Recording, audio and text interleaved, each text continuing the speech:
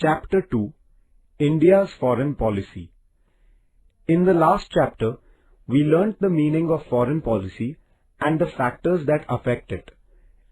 In this chapter, we are going to study the background and features of our foreign policy. India's foreign policy background. India's foreign policy has been influenced by the ideas of peace and tolerance which come from our ancient history. The Indian culture teaches us that the whole world is like a family, Vasudhaiva Kutumbakam.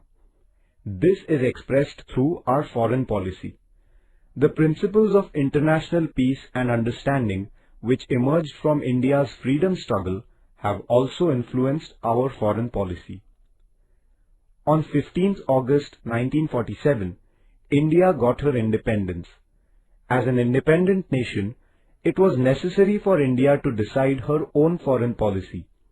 However, the broad outline of the foreign policy had been decided in the pre-independence period itself. It included the following points. 1. Opposition to colonialism. 2. Cooperation with peace-loving nations. 3. Opposing any distinction on the basis of race or color. 4. Supporting the freedom struggles in other countries. 5. Striving to establish world peace. As the head of the interim government, Pandit Jawaharlal Nehru had given a speech on 7th September 1946 in which he had clearly stated the objectives of India's foreign policy.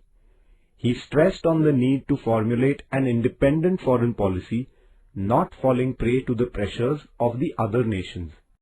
India's foreign policy, constitutional provisions.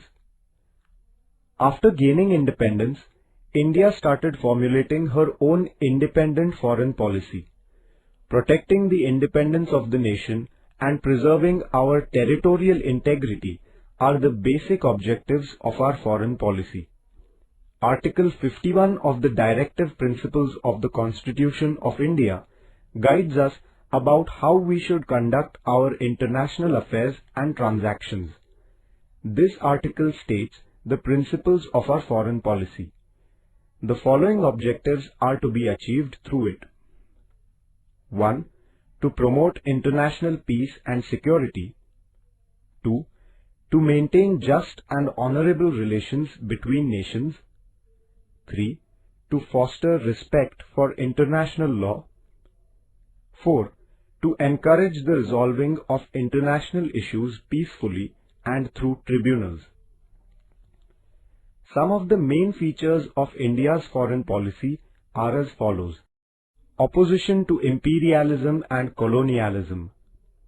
Imperialism means disrespect for the freedom and sovereignty of other nations.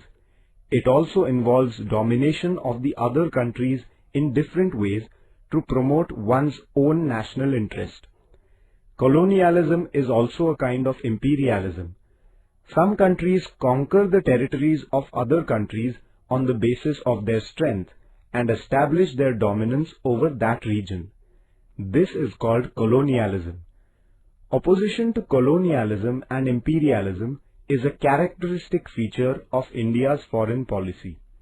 Preserving international peace. India is committed to the principles of peace. India relies on the methods of negotiation and dialogue to resolve international issues. The nature of India's peaceful policy is constructive. The acceptance of a policy of peace does not mean being passive. Rather, it is a concrete endeavor at establishing peace in the world. The preservation of international peace is the core of India's foreign policy. Focus on preserving friendly relations. One of the important features of India's foreign policy is the preservation of friendly relations with all the countries in the world. Friendly relations help to increase the cultural, educational and economic give and take between nations. Through the process of helping the other nations in their development, India has focused on preserving the friendly relations. Principles of Panchashil. The principles of Panchashil are the pillars of India's foreign policy. It is a set of norms to resolve international issues through peaceful methods. Pandit Jawaharlal Nehru officially put forth the principles of Panchashil in 1954. These 5 principles are as follows. 1. Mutual respect for the territorial integrity and sovereignty. 2. Mutual non-aggression. 3. Mutual non-interference in each other's internal affairs. 4. Equality and mutual benefit. 5. Peaceful coexistence.